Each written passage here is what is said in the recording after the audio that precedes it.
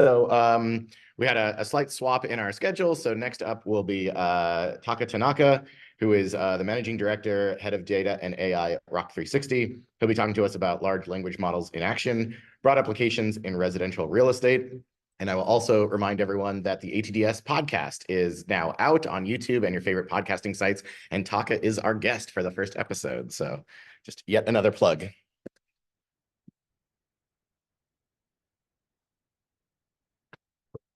All right, thank you. Welcome back from lunch, everyone. Yeah, I'm going to be talking about applications of large language models in real estate. I think we've heard a lot about large language models and AI over the past year. It's becoming very hard to avoid if you work in any sort of data-related field or any tech-related field. And we started exploring this technology last year, and I'm going to share how it's going for us. But let me share my own career path. I think I show this slide every year, and I think this is my 6th time presenting at ATDS. So for those of you that are sick of me, I apologize, but here I am again. So yeah, I got my undergrad way back in 2003, so it's been over 20 years. I worked odd jobs in education and finance before going back to finish my PhD at Columbia. I did a couple of soft money positions before ultimately leaving academia in 2016, 2017. I did the Insight Bootcamp. I worked at a consulting company. I led a team at Weight Watchers. I was head of data science at a startup. And then for the last 2.5 years, I've been the head of data and now head of data and AI at a company called Rock 360, which is a real estate fintech or a prop tech firm. And this is just a little bit about the team. We're currently 10 members. 8 of us are local. Actually, 2 folks moved from Florida to New York to work with the rest of the team. 2 folks are remote in other countries. 3 of us have masters. 3 of us have PhDs. Coincidentally or not coincidentally, all in astro-related fields.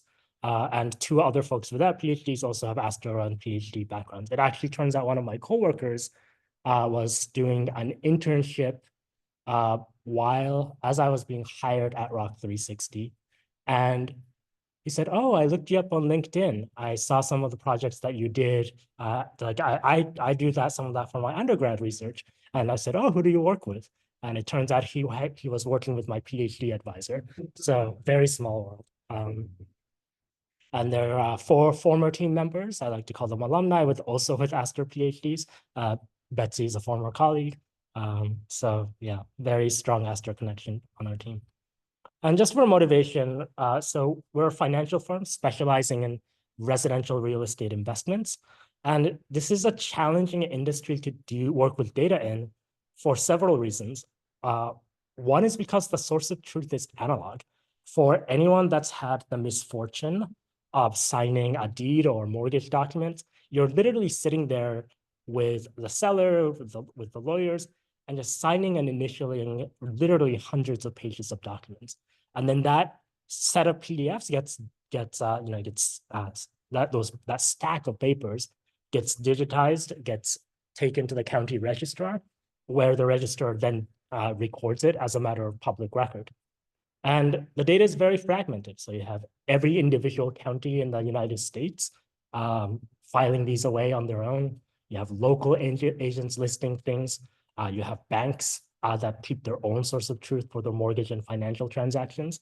And as you might imagine, data is very messy and non-uniform. It's very hard to come up with a clean, unified set of data or even to construct one in real estate.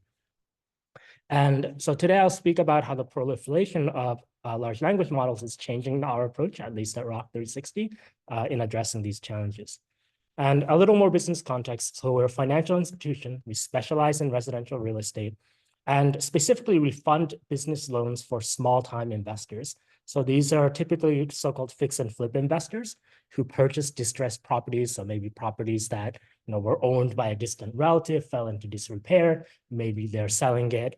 Maybe they're purchasing at an auction. Maybe the property has been damaged by a flood or a storm, and they purchase it, they renovate them, and it's a speculation investment, right? They try to renovate it, and they try to make a profit off the sale. There are some of our customers who purchase properties as rental investments. And these are all mom and pop investors. These are not institutional shops. These are all folks that are kind of saying, hey, I have this property. I'd like to try and make a few tens of thousands of dollars off of it. That's our typical customer. And we also provide title and property insurance for these properties.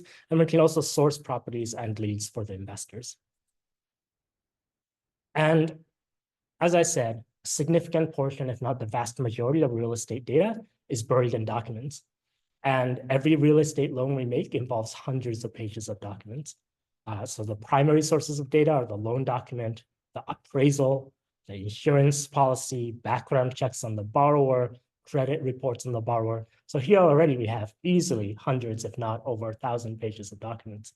And secondary documents, right? Loan documents for the investors' past projects, past ownership, articles of incorporation, if they have an LLC, which is almost basically always the case, property descriptions that we might find on Zillow or elsewhere. So these are all unstructured data sets.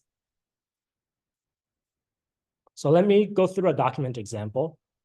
Every residential real estate deal in the US is a matter of public record, but the identities of who participated in these transactions is intentionally obscured, or I should say often intentionally obscured.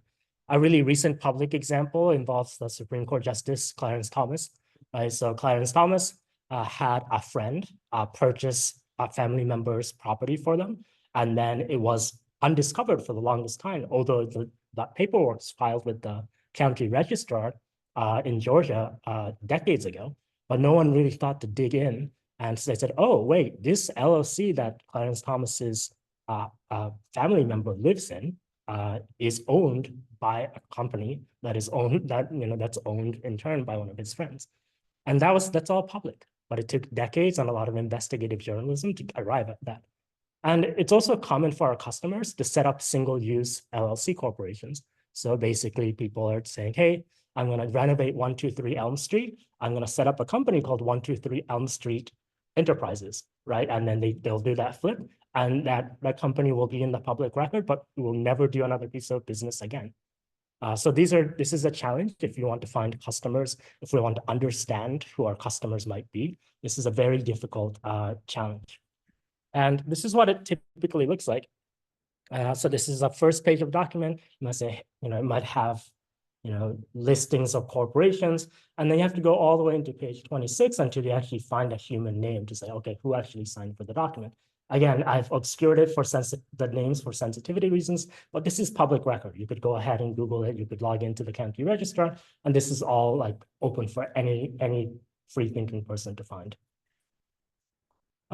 So in order to tackle this before large language models, this is how we did it. We use object detection in an image recognition computer vision sense, and named entity recognition in a natural language processing sense.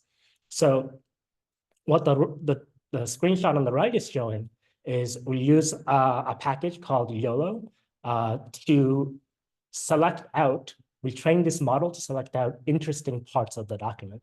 So we train the model to say, hey, if you see a signature field, crop that field. If you see a field with mixed lines, mixed typed fields and handwritten fields, make a note of that and box that in. If you see a notary stamp, make a note of that. So this is a computer vision model that's going through the PDF and going through all the potentially interesting parts of the document, all these different segments that we trained the model to identify. And then we use a fine-tuned natural language model to say, hey, this is an address, this is a corporation name, this looks like a person's name, right? There are often contextual cues in the text, like, hey, notarized by, or here in witness of. Like, there are all these texts in the document that a natural language model can use to infer that, hey, this looks like a person's name, or this looks like the corporate entity that's responsible for this signing. So this is how we were doing it. It takes a lot of custom work. I'd say we had about 70, 80%, sometimes 90% accuracy. It's a very challenging problem. And this is how we're doing it now. We feed in the mortgage documents. We take it through an optical character recognition algorithm in the cloud.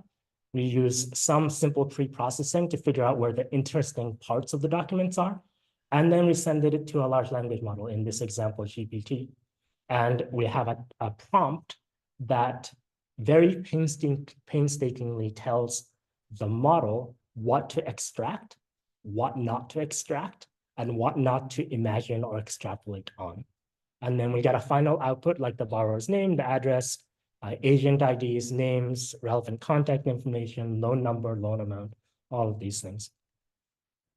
I'm going to skip to a different example.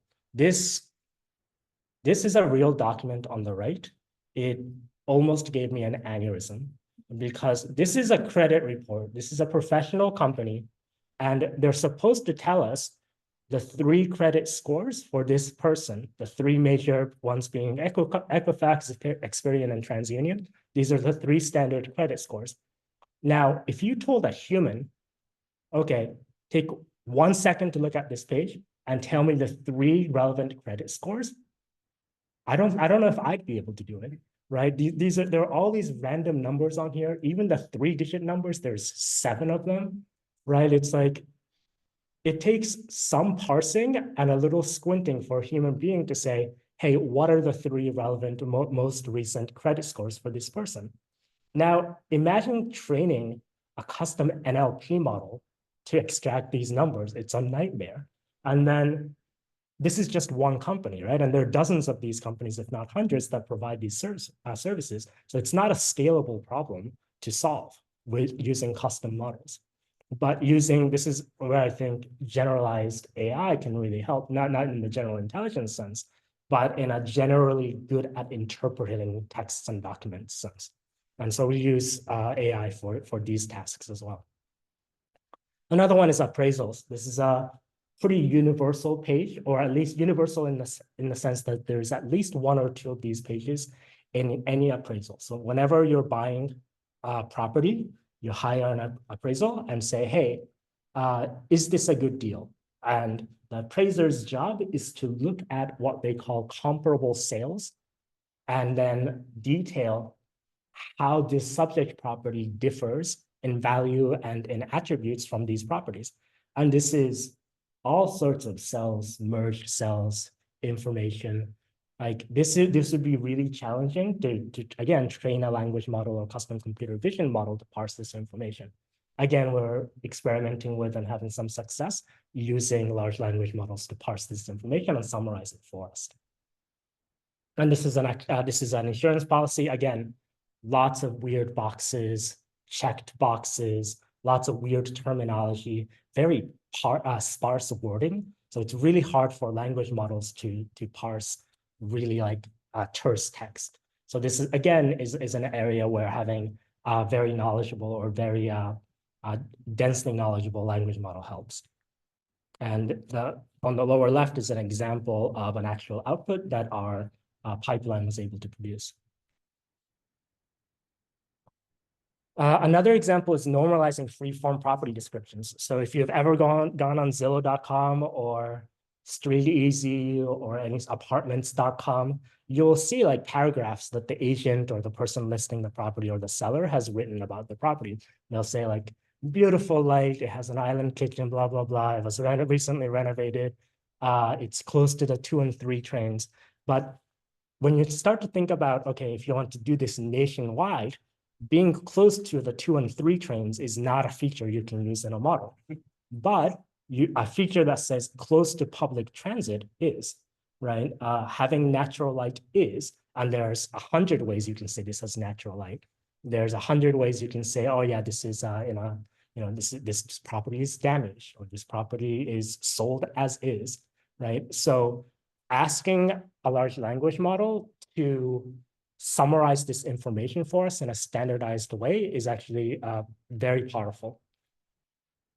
This is an example of a prompt. Say, hey, and this is an actual property description, and say, hey, please read the following property description and generate a list of keywords and phrases that would be useful in finding comparable properties, and also describe its potential to be renovated and sold for profit, right? And so it can potentially do a task like this.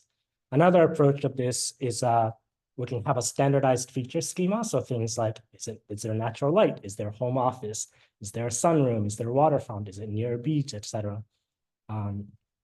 And what you can do is, basically have a very rigid AI prompt that tells the AI to basically give it, give 1, 0, or indeterminate on a list of dozens of features, basically checkboxes. If you imagine having a standardized list of check marks that you're interested in for all the properties, then you can essentially create a feature space and a data schema for these features out of free-form text.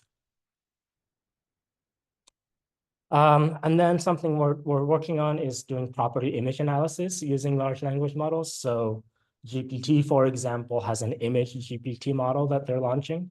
So basically say, hey, take a look at this image of a living room and tell us if it's in good, medium, or bad condition, and tell us if it has stainless steel appliances. You can imagine writing a paragraph of instructions for it to parse. So I'd say the overall impact so far is right now, I think for the successful cases, using LLMs is probably tens to hundreds of person hours per loan application. It's a significant time saving. And I would argue for all of the, I think there is legitimate fear and concern that AI is going to, quote, take our jobs, right?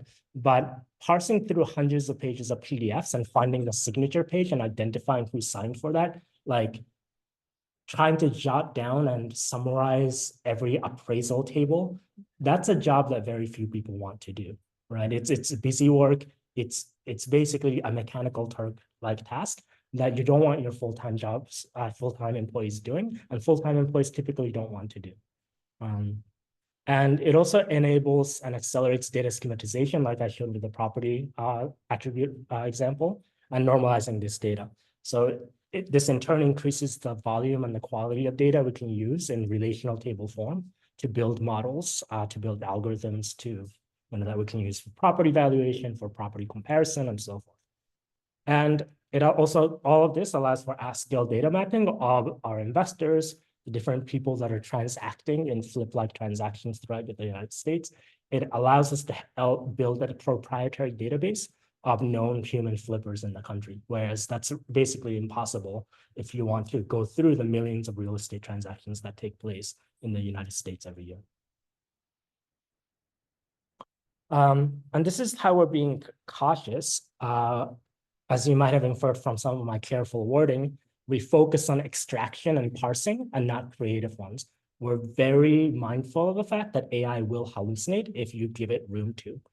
So we make the LLM provide responses into a rigid framework, and we don't have it write its own documents or descriptions. So we don't say, it's like, hey, write me a property description for this. No, we absolutely do not do that. We benchmark accuracy against previous approaches that we've been using to make sure we're actually getting improvement. And then we also, these often go into legally binding contracts and documents. So every single output has to be reviewed by a human. This isn't the case where AI spits it out and it goes in the customer's inbox. Absolutely not. And then a couple of, I think, outstanding challenges. One is the lack of generalizability of engineered prompts. So if you write a prompt that works really well for GPT, there's no guarantee that that prompt is going to perform equally as well for Llama 2. So every single AI platform has its nuances and quirks. In fact, if you write a prompt that is successful for GPT-4, there's no guarantee that it's going to be useful for other versions of GPT. We're also mindful these days of platform stability. It was for those of you who follow tech news, OpenAI had a bit of a fiasco with its CEO and then having 3 or 4 different CEOs in one weekend. So we're very mindful of the fact that we want to use tools at companies that are stable and will be around for the long haul. So I'll wrap up there. Because the topic of transitioning to industry roles is a central one for this splinter session, I do want to share this set of slides that I maintain. It's a lot of thoughts, a lot of examples and frequently asked questions that have come up over the years. And with the help of a lot of the organizers and other folks in the community, I've been curating these slides. So if you have a question about data roles or tech roles and how your background in having an astronomy education can help, like people have probably asked those questions before, and this is an attempt. to kind of curate and compile those questions and answers. And my contact information is right there. Feel free to reach out. Thank you.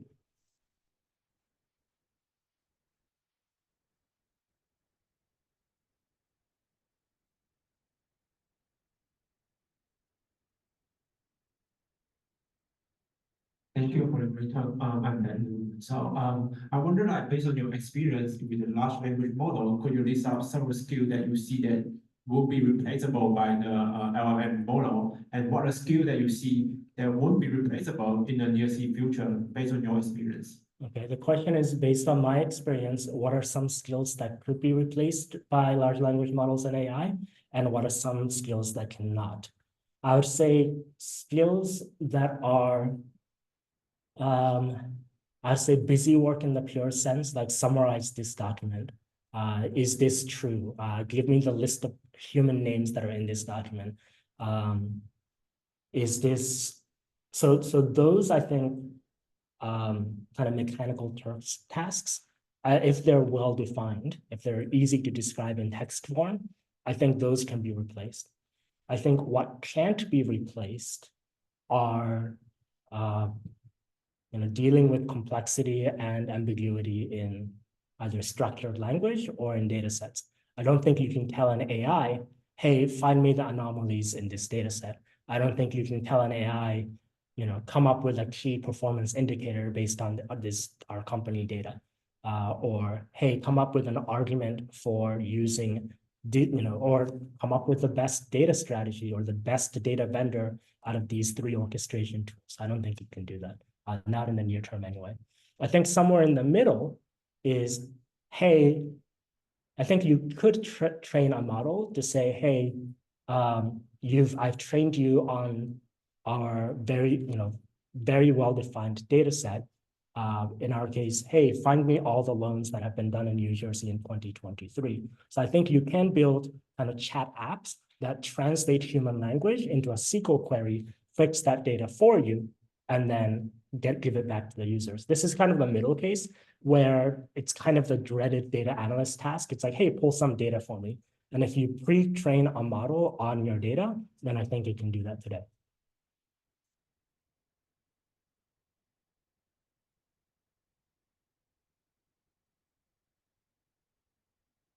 Thank you.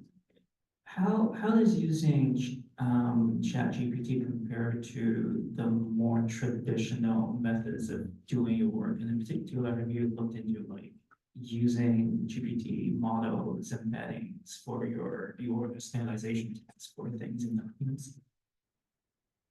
What do you mean by more? So the question was, how does using GPT compare to using more traditional approaches? Yeah, so by traditional, so let's define traditional as using like, say, named entity recognition or sentiment analysis. I would say that out of the box, GPT and other large language models work really well in setting a baseline. So if you take like a typical Hugging Face model, right, and try to do it on a fairly nuanced data set. So in my example, real estate transaction or real estate based conversations, it's going to be pretty wonky. If you, for example, take a typical language model and ask it to analyze tweet sentiment, it's also going to not work too well, probably. So because large language models have a lot more training data and examples of language to go off of, the out-of-the-box baseline is very high. Now, when it comes to fine-tuning them, I think that's where the challenge lies. Yeah. That's the first speaker again. Thank you.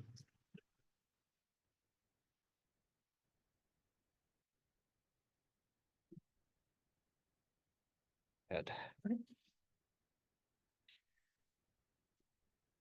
All right, our next speaker up is Giacomo Vianelli, a distinguished data scientist at Cape Analytics, and he'll be telling us about geospatial AI at scale.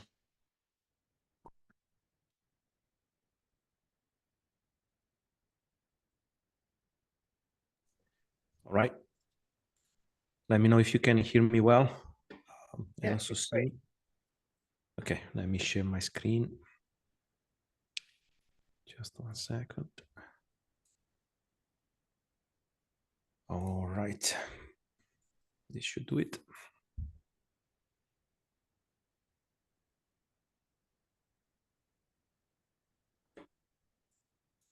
Okay, do you see my screen? Yep, looks great. Awesome. Okay, give me 1 second here. Okay, thanks for inviting me to give this talk, or rather accepting my abstract. I'm going to talk to you about my experience applying machine learning and artificial intelligence to the geospatial sector, in particular for real estate and insurance. And since this is a talk for this kind of astronomer turned data scientist session, I will take kind of the tone of my experience moving from being an astronomer to being a data scientist. So let me start very quickly with the brief biographical introduction, just because I imagine that some of you in the audience are here because you are wondering whether you should take the plunge and join the dark side. So let me just start briefly with that. So until 2019, I was working in astrophysics at Stanford University. I was a staff scientist there, and I was part of the Fermi Large Area Telescope team. And my main subject of study was gamma ray bursts. They are represented there on the left. They are the explosion of very big stars, and they release bursts of gamma rays and X-rays, and then an afterglow in other wavelengths. And I was also studying other transient phenomena in high-energy astrophysics. And at the time that I left, we had just released the detection of the first electromagnetic counterpart to a gravitational wave event in neutron-star merger. And also I was having fun studying this weird phenomenon that you see there on the right. These are dust scattering rings. They are really cool-looking phenomenon that is produced when a burst of soft X-rays traverse dust in our galaxy and leaves in the X-ray telescopes these very distinctive kind of rings. And so for all of these works and all the other things that I was doing data analysis, and I was doing data analysis on satellite data mostly using Python and machine learning. And so moving to machine learning was kind of fairly natural for me. But when I took the plunge, deep learning had just established itself as a profitable tool. And it was around the time where data scientist was declared the sexiest job of the century, and the hype was super high. I don't know how much you know about this history. You probably heard about these AI winters. The second AI winter was finally over. The field was growing very quickly, and the excitement was really palpable. So I took a boot camp that was mentioned earlier in the morning, the Inside Data Science Bootcamp, and I really liked it. And I just decided to take the plunge, and I've been in the field since. Okay, so I joined a little startup here in Silicon Valley. It's called Cape Analytics, and I'm still here 5 years later. We are a startup that uses computer vision and machine learning to study the risk and value of properties at a national scale. And so using machine learning allows us to provide fresh data and fresh information every few months on every property in the US that is within reasonably populated areas. And today, besides the work that I'm doing at Cape Analytics, I'm also an advisor to a nice little startup that was born out of Columbia that is called Binit, that works in the space of the recycling. And I'm also in a few expert networks advising investors for investment in tech companies. I also have released a few classes on Udacity on MLOps, computer vision, and generative AI. And so given the audience and the nature of this session today, I will structure this talk as a series of kind of lessons learned from my work and all of these experiences, and in general, things that I would have wanted to know when I took the plunge. And so let me start from there. So first of all, there are many companies out there, and when it comes to machine learning and AI, the maturity level of this company varies very widely. And so I made this kind of a schema here where it's completely an arbitrary scale, but it's trying to make a point come across, which is, on the right hand, you have your tech unicorns that have, thousands of models in production, kind of a planetary scale operation, and they extract a lot of values from them. These are the, Meta, Nvidia, Google of the world, right? And on the opposite hand, you have still a ton of untapped potentials and a very large number of companies that are not even thinking about using AI yet. In the middle, somewhere in the middle, you have a lot of companies where AI is still stuck at kind of the proof of concept level. And a few of them that start to have several machine learning models and machine learning based products in production. It's hard to have a lot of statistics about this to make this really quantitative, but I would expect this to be essentially a power law distribution. And we at Cape Analytics are essentially at the beginning of the right tail. We have more than 150 models in production. But why all of this is important to you, I think. Because if you're thinking about joining a company, you better know at which stage of the ML maturity curve that company is. Because depending on where you end up, you're going to have a very, very different experience. And so in my experience, there are essentially three things that are necessary to have a good machine learning AI company and to make a good machine learning product. And so my take is that you need these three things: culture, data, and infrastructure. And so I made this kind of fictional Venn diagram to kind of make my point. So if you only have culture, which means you know a lot of machine learning, you know a lot of things, but you don't have the other two, you are essentially in the clouds, right? You're thinking a lot about a lot of things, but you cannot really get much done. If you only have the data, then you are essentially sitting on a mine of raw material, but you cannot refine it and extract value from it. And of course, if you only have the infrastructure, then I don't know really what you're doing. You are solving problems you don't yet have. And so you're probably just wasting your time. And then there are all of these situations in the mid, right? And so wherever you start, you want to try to go and to work on all of these three fronts continuously to find your way to the ideal situation, the El Dorado.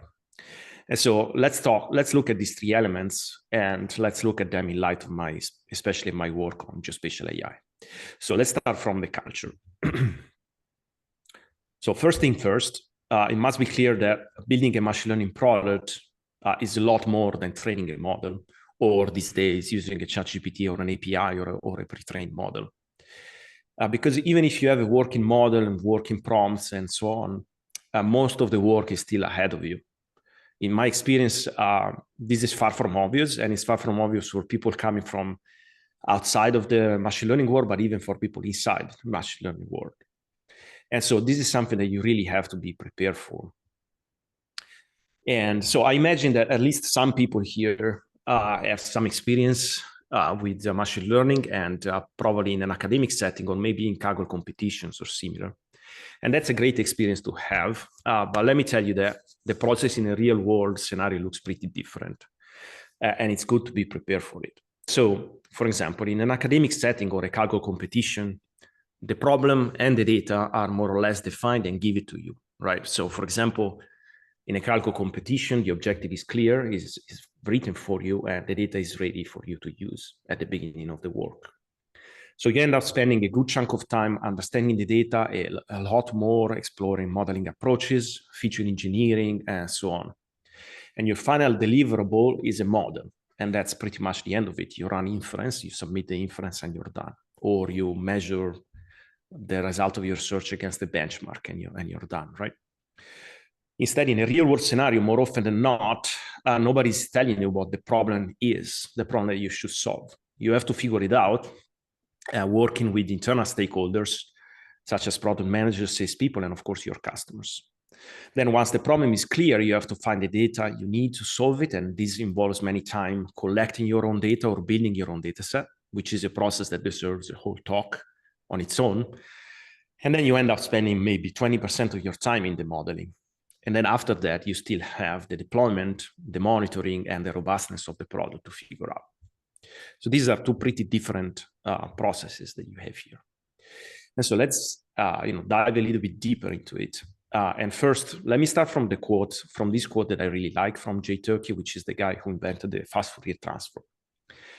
An approximate answer to the right question is worth a great deal more than a precise answer to the wrong question. And this, to me, summarizes the fact that most of the time you want to be problem-driven and not solution-driven. And by that, I mean, you first need to spend time figuring out the problem and then figuring out the solution. What usually you don't want to do is to choose your hammer first and then go looking for a nail for that hammer. And so what this means is that you need to start talking with your customers and figure out their problems, then provide a solution to their problem, to those problems, and often, always, you have to iterate because maybe the customer on their own, they don't even know exactly what the problem they have. And so they will tell you things in bits and pieces.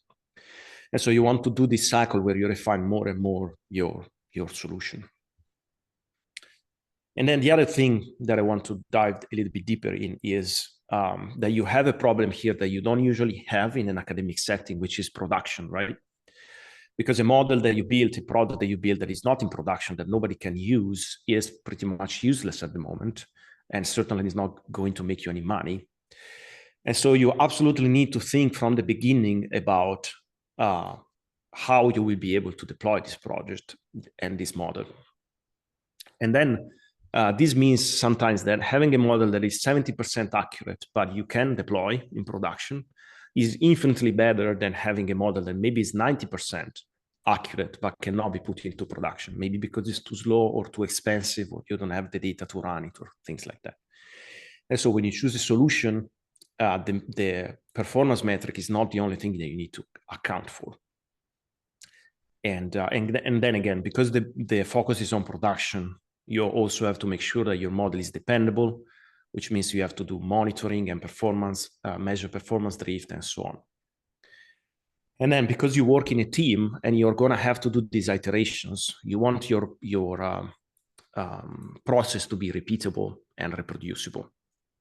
And so these are all things that to strive for that require working on your culture and the culture of your team, the team that you are in. The other element of culture that I think is very important is to stay up to date with what is happening. And this is something that probably coming from astronomy, we all understand very well, because we need to keep the same mindset that we use for our field of research in astronomy and apply it to machine learning and AI. Because things are moving very fast and there are new methods and techniques that come out all the time. And for example, here I show you the state of the art of classification accuracy on ImageNet as a function of time. And even just a couple of weeks ago, there was a big leap that was made by a paper. And if confirmed, that's the largest leap that has been done in this particular task in a very, very long time. And this just happened, right? And this can potentially be very important for a company like us.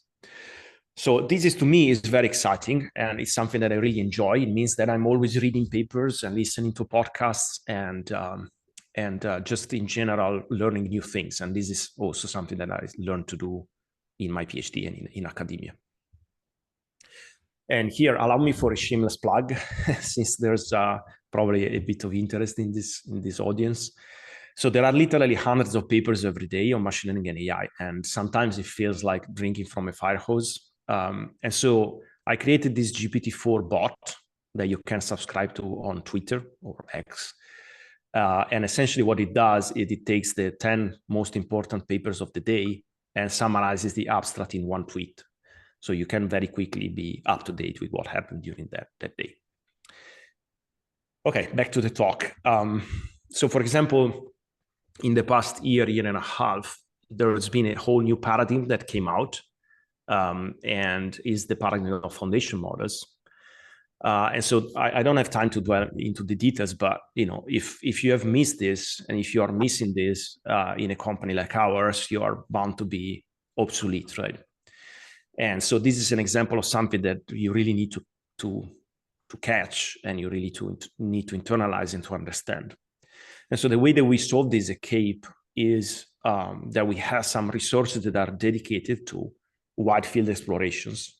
And these are things that are always grounded in real problems, but they have a more speculative nature than our normal product development effort. And sometimes they turn into something, sometimes they don't, but they allow you to stay up to date and to know what's happening out there. So it's important that you keep this kind of outgoing look into what's happening. Okay, let me move to the second element, which is data. So again, in an academic setting, data is fixed, right? You spend most of your time building the model and exploring the data. In a production setting, most of the time, in a real world setting, you have to build this data. And in my experience, I try to summarize it in this schema, right? The return of investment of your product, of your model, depends a lot more on the data than it depends on the model technique or on the hyperparameters, for example. So data typically is by far the most important thing that you have that will determine the quality of your solution and the sophistication of your approach. And so this is the concept of data-centric AI instead of model-centric AI. And let me show you how we do it at CAPE with the real world example. So let's say that you want to build a model, a computer vision model that takes an image and understands a picture of the house and understands whether there are solar panels on the house. You are a little bit in a pickle because you want to build a model to detect solar panels, but in order to build the model, you need to have a data set with a lot of solar panels, and nobody's giving you this data set. So how do you go and build it, right?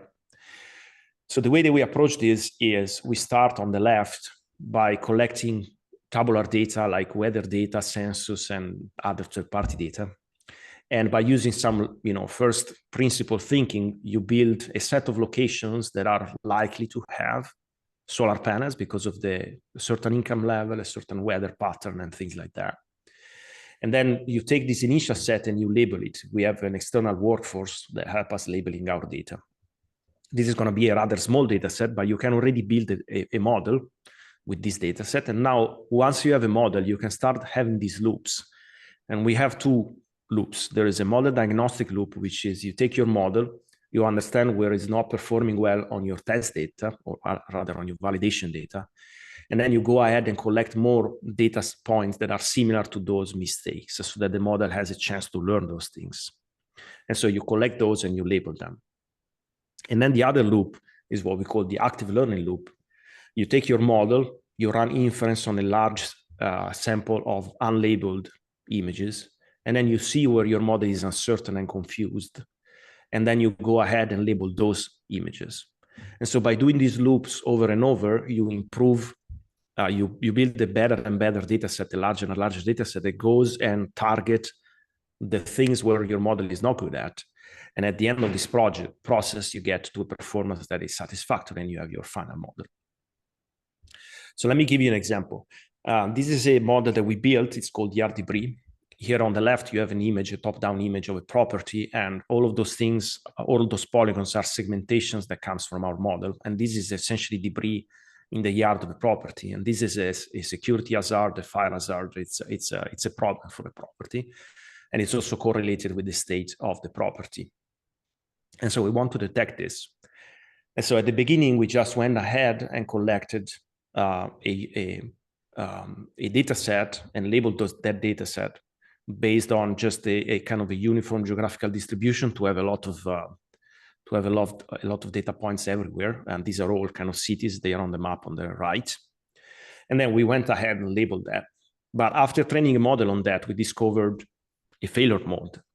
And so in this image here, you see that there is actually a lot of debris. This is probably a property affected by a hurricane or some other natural disaster.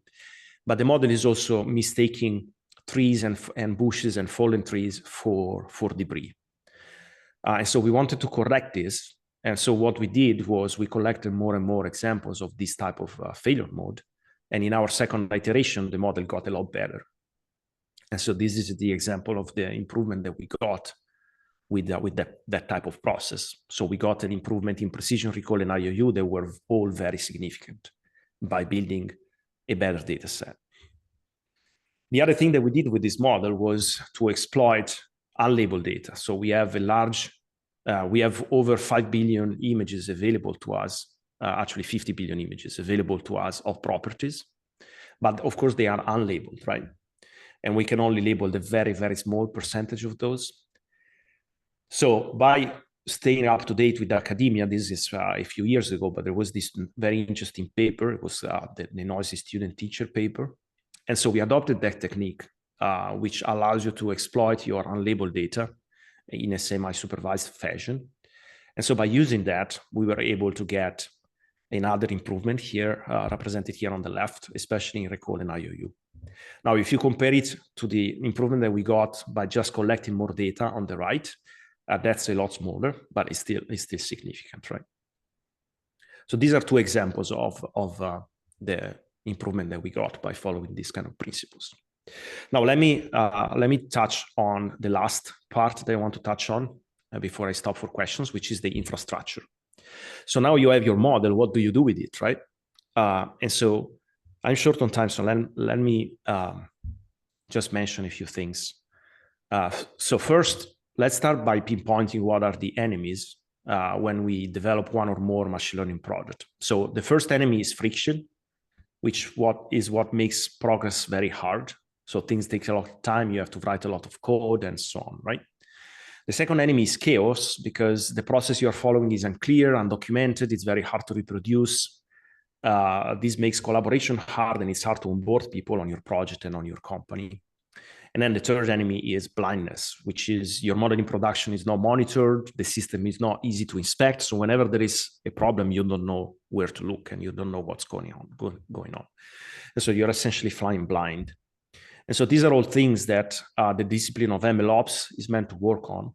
And as you work, as your company matures, your MLOps infrastructure must mature with it. And so the way that we approached this at CAPE was to build these three things. So first, we have a development environment that is agile, reproducible, where we have good tracking with version control and experiment tracking. And then we have a production environment that instead is geared towards stability and scalability, and it's easy to inspect with logging and so on. And the interface between the development and production is a model registry that is a very clear interface where we can put some guarantees on performance of the models before we put them in production.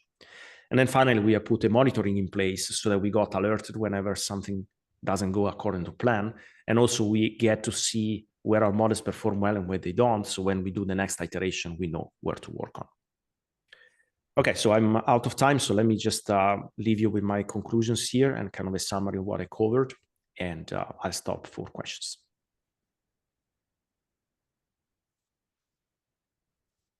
All right, thank you. I think we have time for just one quick question in the room or online. Oh, in the room. I'm curious to know how much of your work is, I guess, the actual data science ML implementation, like understanding the algorithms and their functionality versus being able to come up with the kind of infrastructure and ability to put everything together into a product. Like, what would you say you specialize in? And if we're looking to kind of get into this industry, is it, what would you say is the balance between understanding the actual principles and mathematics versus understanding how to kind of put it all together and kind of understand the broader software infrastructure there? Did you catch that? A part of it. So if you can summarize it quickly, that would be helpful. Yeah, I'll summarize that very briefly. But yeah, talking about the breakdown in work between knowing AI, ML, the math, the understanding of how this works versus like the infrastructure, the deployment, and putting this stuff to work. Like if you want to break down your job in those two buckets, how would that work? Yeah, very interesting question. So this depends wildly of what type of organization you're going to join. So my experience joining a small startup and then scaling up that startup is that I had to know a little bit of everything, and I had to have very good foundation about the inner working of things. That being said, I spent the first few years doing relatively straightforward modeling things and focusing more on putting a good process in place and understanding all of the other things that are around the model itself. But then as you mature, as the company matures, you have the possibility to focus more on refining things and making things more sophisticated. However, if you join a larger organization where you're going to work, so for me, when you join a startup, you are kind of, you have to wear a lot of hats and understand a lot of things. If you join a larger organization, you are probably going to be more specialized. So you're going to be more focused on one thing and one thing only. And so depending on what you want to do and the opportunity that you have, you're going to get widely different experiences. However, my suggestion for somebody who starts is to be curious about things, even things that are not exactly ahead of you, but also a little bit to the side. Because this curiosity allows you to kind of expand your horizon, and you know, it's a skill that it's good to have, and you can learn things that are going to be very, very important for you and for your career. Great, thank you.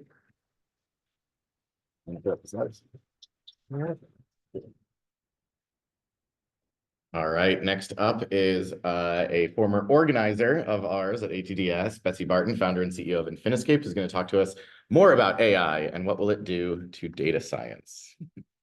Okay.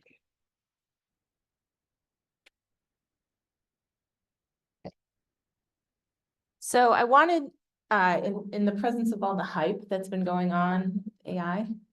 Sorry, I need to share the screen again, I think. Yeah. Yeah, Eva, I'll get the screen shared. Apologies about this. Hybrid, it's so fun.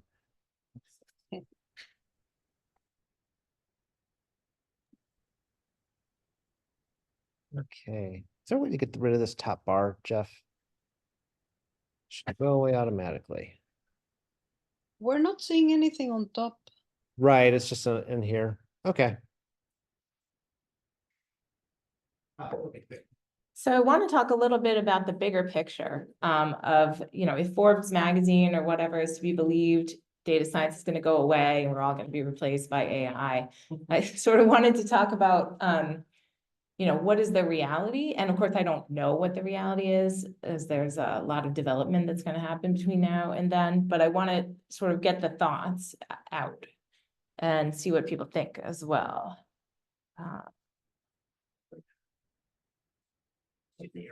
I'm trying to use the arrows. Oh, is it click? It's on Zoom instead of this. Okay. Yeah, let's get rid of this too. Up here. Okay. Arrows are going to work now? Okay, thank you. So, as most of you know, the AI hype is very unrealistic right now about generative AI and general intelligence, et cetera, et cetera. However, the models are actually extremely capable, and I've asked them to do some weird things that I think they're able to do, and I'm constantly surprised by it. I think one of the problems running a company that's thinking about data science products, the environment is changing very, very fast, and many products are being developed very quickly. So it's kind of a hard place to be. And let's think like maybe 5, 10, 15, 20 years in the future, what is data science going to look like as a role in the context of these models? So this is me. I got my PhD quite a while ago and stayed in astronomy. I was a professor at UC Irvine until 2011. At that time, I left and went to Renaissance Technologies, a quantitative hedge fund, which really does, I mean, this is no secret, it does end-to-end models of the equities and futures markets. So that was my only experience after astronomy until I left there, led a data science team for Walmart for a year, and then started my own company. So I'm not super useful for the, like, how do you find a job directly, you know, Renaissance was the only non-academic job I applied for, you know, when I left astronomy. But I do have a broad perspective. So, you know, it's worth asking me broad questions, but maybe not like the details of how you leave astronomy. So what are we doing now? I started Infiniscape in 2020. We've been developing a number of products. We're actually looking at more AI-based products now, but the biggest thing that we've developed is called Kinder. It's an app. It's in beta in the App Store. It exists, but it doesn't have a lot of people on it. The goal there is to make social media a kinder place and a better place. So I just want to really quickly just show you what the app looks like. this was not exactly the thing I set out to do when I started Infiniscape, but we sort of got led around to this. And we are still working on it, but still thinking hard about how to really launch this app in a way. So some of the other Twitter clones, if you follow social media, have already failed. Even people that are trying to make nicer versions of Twitter, it's not that easy. Luckily, they failed, and we got to learn from that. So we're working on strategies of how to release this, but it's at this point, we've been kind of developing it in beta for a while. So it's a pretty functional, full service social media app with focuses on communities, if you want to check it out, but there, again, not a lot of people on it right now. My sort of high level thoughts about science and data science for people that are thinking about leaving really quick, and I gave this slide last year, so it's on the web. But I want to talk a little bit about what I see as the positives and negatives of science versus data science. And just going through it quickly, both of them are good fields for a nice mix of quantitative and qualitative skills, like people have touched on a whole lot. And I think they're both extremely central to the technology revolution that's happening right now, to the point where I always think about how many fewer of the problems social media has caused would have been caused if people who were in these quantitative fields, spent more time, and I'm not, of course, blaming any particular people except Mark Zuckerberg, but if people spent more time trying to take what they're doing to the logical conclusion and take responsibility for it. But anyway, it's extremely central to everything that's happening in the world right now. I really believe that. Cool subject matter. Science, I miss the astronomy community, I have to admit. I've been at smaller companies for the most part. So that's part of the problem. It's a good community. It's pretty ethical despite, the occasional lapses. Mentoring is a value, right? My PhD advisor spent a ton of time with very little payoff just teaching me, right? There's a clear paths, there's a clear hierarchy, and all things being equal, I think the sort of job quality is pretty uniform. On the other side, many people have mentioned this, data science has decent pay, interesting jobs, and the impact, honestly, can be large if you're in the right job. I think it's a better work-life balance. I think if you find the right company, depends. And there's a lot of different paths. I think other people have made all these points. On the negative side, I think in both cases, the research focus is typically very narrow. So this may be a positive or a negative for you. The education requirements, as we all know, are extremely extensive. There's kind of a club mentality, I think, in both sides, and I don't find either field terribly inclusive, although for sure astronomy has improved since I left, which really makes me happy, I have to say. Science, money and lifestyle are an issue. I think overwork gets glorified. I hope this is changing. Small world problems, there's sort of entrenched power of the leadership, for want of a better way to describe it. Whereas data science, the decentralized nature of data science does not have quite the same problem, although any individual company can have that problem.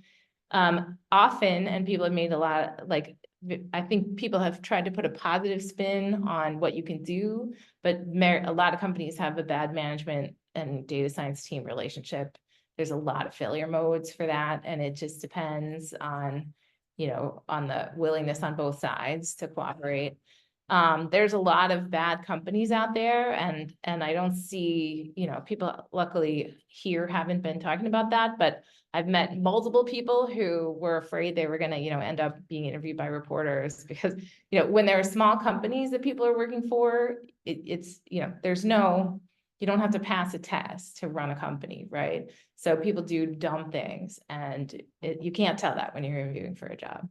And then, the name of the game for in most of the private industry is making money for the people that own the company one way or the other. So, all right. So ask me or others. I think when you're making the decision, you really want to find out about the reality of the situation and consider the source for everything you hear. And also remember that, no matter what people say to you when you're interviewing for a job, you're not really going to be able to tell what it's like until you're working there. And that's true on all kinds of jobs, probably more true in data science. So anyway, generative AI. So do we have an issue? Plug it, unplug it and plug it back in again.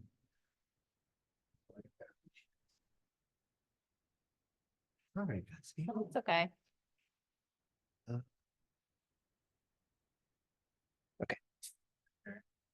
Oh, no. Thank you. You explicitly told me to share. Every time the It's- HDMI comes out, we gotta share. That's awesome. Okay. Okay. All right. So everything else here has been said. These models are extremely capable. They're prone to blunders. They're massively hyped. I think I read a lot of the sort of high-level business advice to find out what people are thinking about it. And it's just nuts the way people are hyping it. But if you haven't played with these models, you really should, because it's very surprising what they're able to do. Not just generate stuff out of nowhere, but you can feed it text and ask it pretty complicated questions. And, you know, and it knows the answers. So how much of the reality is hype? I don't know. I'll be honest.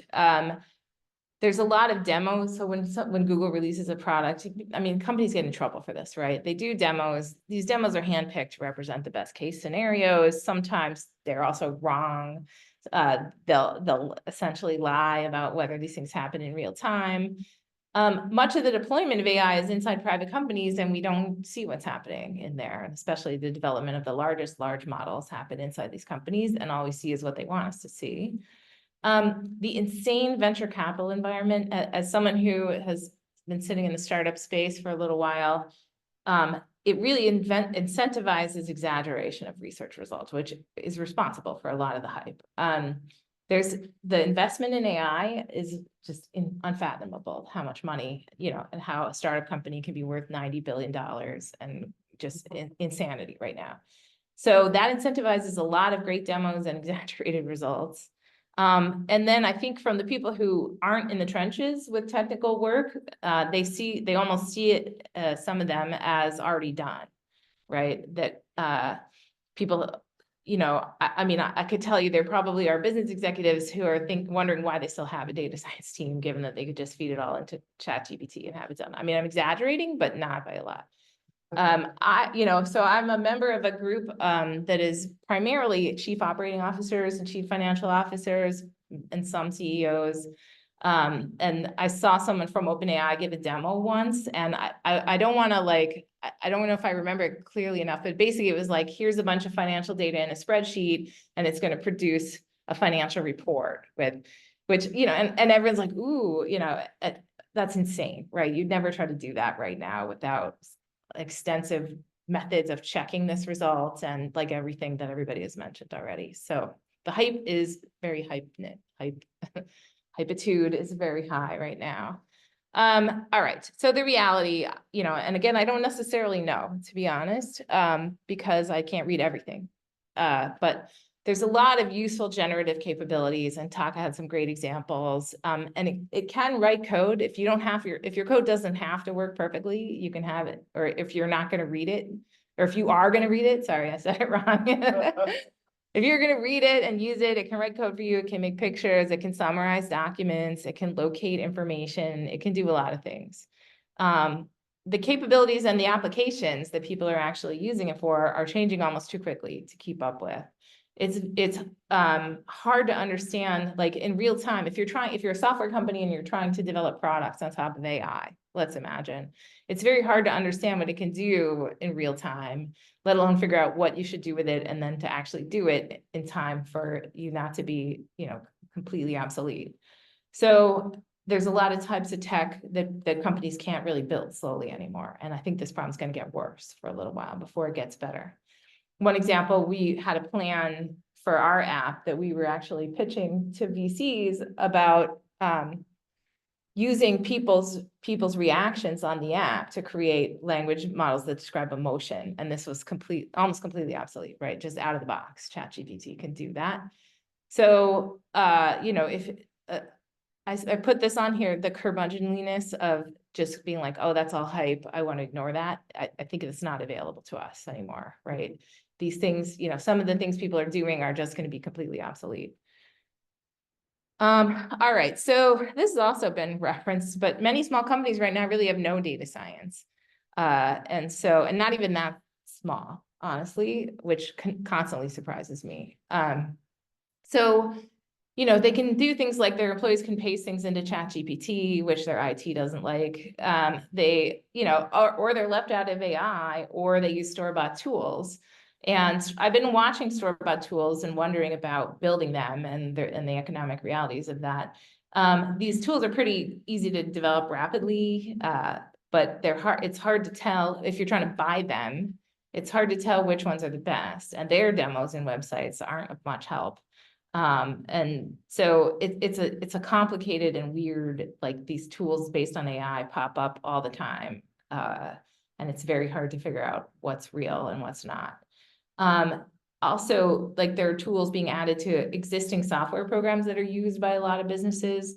And certainly I can come up with examples where it's just horrible, right? They just add like a call to an API call to ChatGPT in one of their tools, and the result looks terrible, and I don't even know why they bother.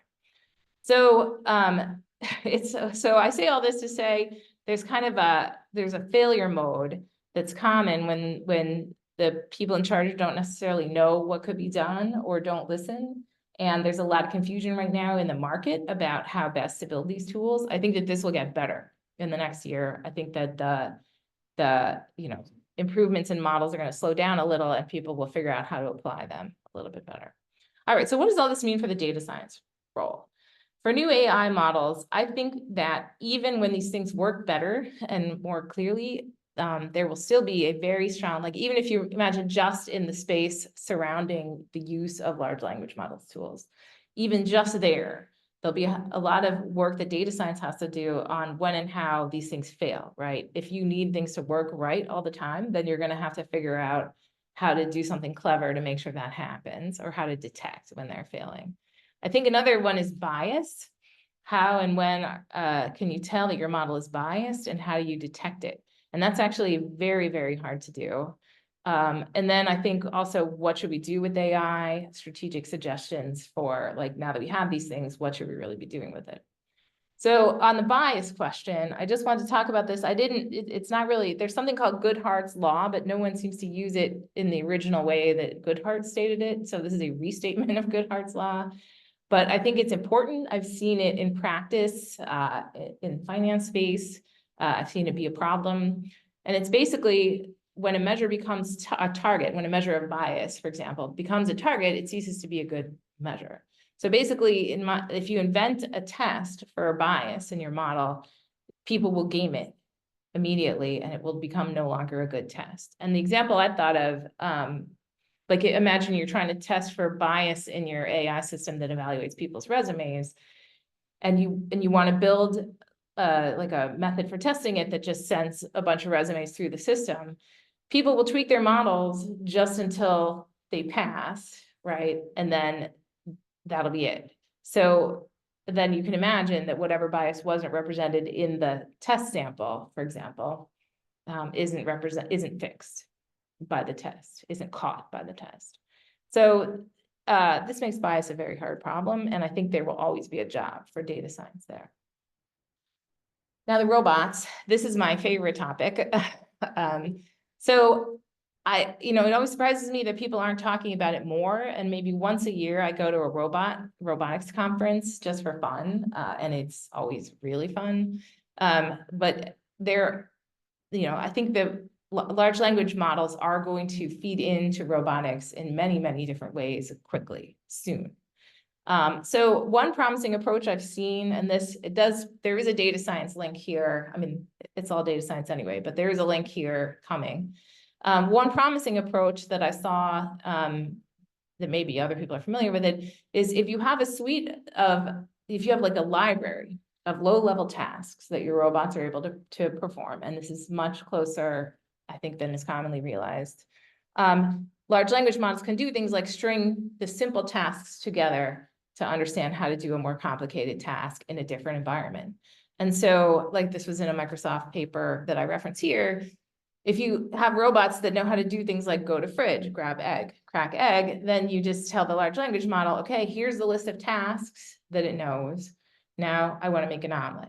And the large language model can say, okay, here's the list of things that you do to make an omelet, right? This is an example of you know, and I think in reality, the low level tasks are going to be lower level than this example. But this is how large language models will affect robotics ultimately. It's like the number of things that you have to do is no longer going to have to be programmed in by a person. There'll be a model that can be adaptively figuring this out. So just for the, so let's just call that level 1 for the sake of argument. This is my made up stuff. This isn't a real thing. Level 2 then coming down, you know, in the future, imagine, and it's not that far away either, imagine that robots can use a database of expertise that's encoded in some way that I think that we haven't figured out yet, but we will, that will then teach them how to train themselves to use their AI system to do something, and also teach them how to figure out whether they did it well or not, right? So at that point, you can just give a very high level task to a robot and it'll spend a little time training itself to do this. That's coming. And then level 3, the thing that I always think about after that, which when I think far, far into the future, but like 10 years, not 100, robots need to then figure out what kind of, you know, they need to be able to use expertise and knowledge of their own and, you know, data to figure out what to do in a broader sense. And this is the example I always have in my mind. This is a little bit far out, but not as far out as I used to think. Suppose I want a robot to plant and tend a garden for me in my backyard, or a set of robots. It's not going to be one robot. They have to figure out what to plant and when to do it, and just tell me what veggies are coming out and when. So what needs to be input for this, right? We need plant data, what grows well under varied conditions, what are our robots good at growing, how well can we fix issues with given crops if we need to, but also measurements of my yard, climate data for where I live, you know, geological survey data about my land, and also what is my family like and how much. These are data science problems, right? And so I think as robots get better, and not just robots, but any kind of data science gets better at doing low level things, then people will start to want to automate high level decisions. And the thing that gets referred to a lot in industry is something called a digital twin. I don't know how commonly you all hear about this. It was a little bit eye-opening to me. So there's the physical digital twin, and then there's an attempt to model everything that your company does. The idea is it's a comprehensive model of a system that is used for prediction, to make decisions, or to train AI, for example. So the physical example of this, there's a program called NVIDIA Omniverse that it's like essentially a physics simulation that can be also used for like creating video games, making 3D models, etc. That is used to model your entire factory. Like literally each component in your factory is modeled by something in the simulation. And they can actually use the simulations at a smaller scale, not your whole factory, but a robotic arm, to train AI to do things like picking items up, stuff like that. And this is I saw a talk about this more than a year ago, actually, from someone from NVIDIA. So it's kind of like you have a digital twin of something, you can run that over and over again to train AI, and then the AI is what actually, it needs to be fine-tuned a little bit for reality, but then it can do things that are hard to train a robot to do. So there's a physical digital twin, but then there's an end-to-end model of a process. And the one I'm familiar with from my days in finance are end-to-end models of the stock market, and that you use to test different trading strategies.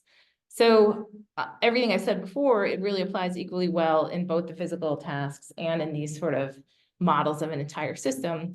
And I think that this will, as far as I can tell, always need data science. And I think that the problems are going to move more into this space when individual tasks in data science are solved and made generalizable, if that makes sense. All right, that's kind of far out there. Just to summarize, I think LLMs are overhyped, but are also incredibly capable, and that it will ultimately change everything, just about. But I think traditional data science will forever have roles in evaluating and training models, and also in data gathering and in comprehensive modeling of larger systems. And I would love to hear people's opinions. I think we're out of time. But, you know, just casually about what they think about LLMs right now, whether they think development is going to happen at the pace that people are predicting it's going to happen, or whether the fact that they've trained on all the data that they could find already just about means that they're going to slow down. But I do think that all of us need to be thinking about this. Thanks.